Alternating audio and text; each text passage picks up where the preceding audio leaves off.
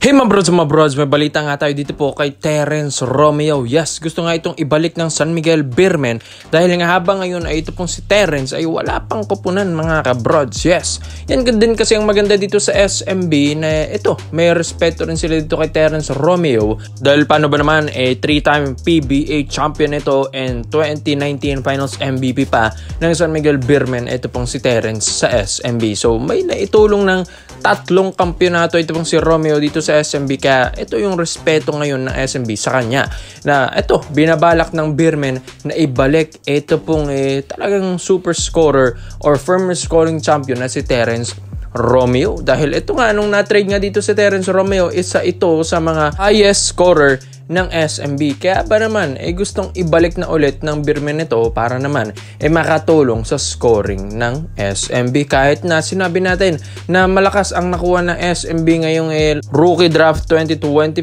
dahil nakuha nga nila yung Chris Miller at ang ganda nga ng pinapakita sa ensayo mga kabrods, iba pa rin yung may veterano kang Terrence Romeo sa iyong upunan. Kahit sabihin natin na ito pong si Terrence gusto nga mag-ibang bansa na dahil ito nga dito sa koponan dito sa PBA wala pang mga ibang koponan na nagpapahiwatig na kukunin sa ito pong si Terrence Romeo. Kaya nga gusto neto mga kabrods tumanggap naman ng offer sa ibang bansa. Kaya ito naman ng SMB kaysa naman daw pumunta ng ibang bansa ito pong si Terrence Romeo dito na lang daw sa kanila. Kaya ito para sa SMB mga kabrods malaking boost ito para sa kanila. Kahit sabihin natin na ang lakas na ng SMB, nakapag-champion ng SMB, iba pa rin pag meron kang pure scorer na katulad ni Terrence. Yes mga kabrods, so one of the best scorer din ito ng PBA. Kaya ngayon, ito, nakita rin natin ito sa 3x3. Ito pong si Terrence, and ayun, andun pa rin yung kanyang galaw. Kasama niya, ito pong si Mac Talio dyan. Kaya nga mga kabrods, para sa SMB ay iba pa rin kung magkakaroon ka ng isang Terrence Romeo. Kung maibalik ito ng SMB mga kabrods, malay nyo, mas madali na lang mag-champion sa SMB. Hindi naman natin sa hinahype. Ito pong pagbalik ni Terrence Romeo sa SMB, iba pa rin kasi kapag meron kang the bro. Yes, kahit saan ko po naman na makapunta ito pong si Terrence Romeo, talagang binibigay niya yung best niya.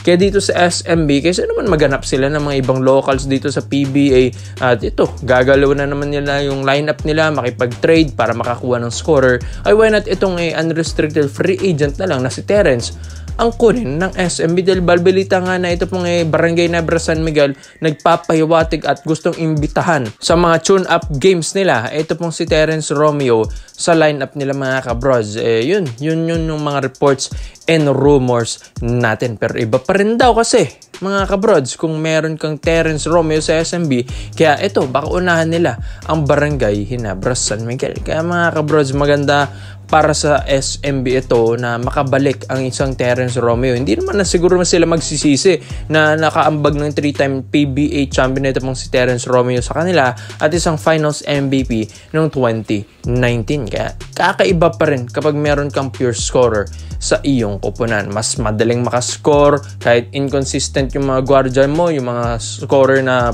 shooting guard mo, meron ka namang Terrence Romeo na isang veteranong point guard, maayos na yung mindset, hindi na ganun parang nagagalit lagi, okay na yung isang the bro Terrence Romeo. Veterano na kung maglaro, okay na, talagang composed na maglaro mga kabrods. Kaya ikaw, sa lahat po ng mga SMB fans, sa tingin nyo ba, dapat bang ibalik ng SMB sa lineup nila ito pong si Terrence Romeo knowing na unrestricted free agent ito at madali na lang kunin? Dito naman po tayo sa kabilang balita naman natin mga kabrods. Balita na ito pong si Maverick Amisi ay nilalagay na sa blockbuster trade ng Barangay Nebra San Miguel. Yes, ang dami nating mga reports and rumors na ito. Iti-trade siya dito kay Bong Quinto, iti-trade siya dito sa mga ibang players na dito sa PBA dahil gusto nga ng Barangay Nebra San Miguel na bitawan na ito pong player na ito. Yes mga kabrods, ikaw ba naman simulat sa una dito na ito pong si Maverick Amisi, imbis na makapag-champion na naman ng Barangay Nebra San Miguel hindi. Kaya okay rin ng decision ng Barangay Nebra San Miguel na i-trade ito pong si Maverick Amisi dahil nga inconsistent na rin ito pong player na ito. Kahit sabihin natin malakas ito dati sa Alaska, sa Converge Fiber Xers, mga kabrods, hindi na rin tignan nyo na may mga performance na binibigay niya sa Ginebra, parang lagi siyang nakadepende sa mga starting five ng Barangay Nebra San Miguel, kaya nawawala yung laro nito.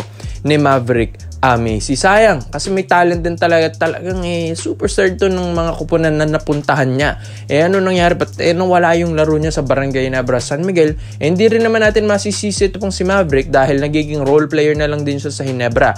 Imbis nga na siya yung talagang isa sa mga ISO player dyan, hindi na. Once kasi na mapunta ka ng Barangay Ginebra San Miguel, kahit superstar ka pa sa iyong dating kupunan, talaga magiging role player ka na lang dito kay Coach Tim Ron. Isang team play kasi ang Ginebra, kaya hindi pwede dito yung mga superstar dito, mga kabrods. Kaya dito si Maverick Messi, hindi na niya mailabas yung kanyang laro. Kaya okay rin naman kung ma-trade dito ng Ginebra dahil naghahanap ang Ginebra ng isang legit scorer at talagang one of the best scorer dito sa PBA, kung saan, mga kabrods gusto nilang kunin ito pong si Mikey Williams. Yes, mga kabrods, gusto nilang i-trade ito pong si Maverick Messi dito po kay Mikey Williams, mga kabrods, via 1-on-1 trade. Yes, mga kabrods, saan ba si Mikey Williams?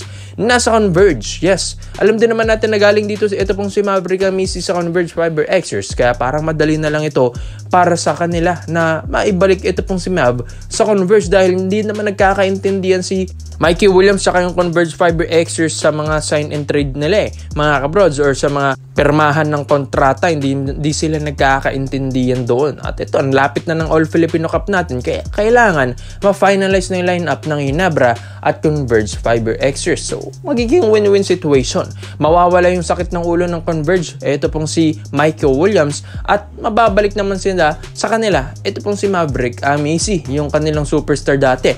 Tapos, sa Ginebra naman, mawawala yung inconsistent na katulad ni Maverick Messi, tapos makukuha nila yung isang Mikey Williams na malakas na player, mga kabrods. Kahit sabihin natin may attitude dito sa pera, pero pagdating naman sa hard court, mga kabrods, pagdating na sa mga basketball game, I expect mo na talagang gagawa ito pong parang import na numbers na ginagawa lagi ni Mikey Williams. Si Mikey Williams lang din naman ang isa sa mga nagpa-champion sa TNT dati ng 2 beses at 2 finals MVP pa yan. Kaya doon pa lang makikita mo na kahit hindi ganun kalakasan yung lineup ng TNT, ay kaya niya talagang buhatin yung isang kupunan. How much more kung makakuha pa siya at ito, maidala pa niya sa championship ang malakas na lineup ng Barangay Ginebra San Miguel ngayon. Baka nga si Mikey Williams ng missing piece ng Ginebra na kahit wala ang import conference ngayon, parang magkakaroon ng import ng Ginebra once na makuha nila ito pong si Mikey Williams. Win-win situation lang, mga kabrods, kumbaga.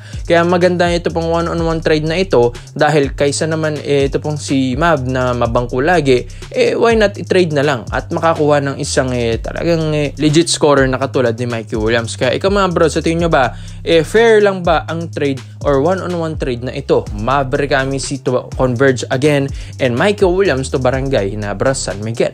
Kaya comment mo lang mo dito, mga bros, isa natin yan. Salamat po sa panonood, mga bros. This is Kings Basketball. Yun lang.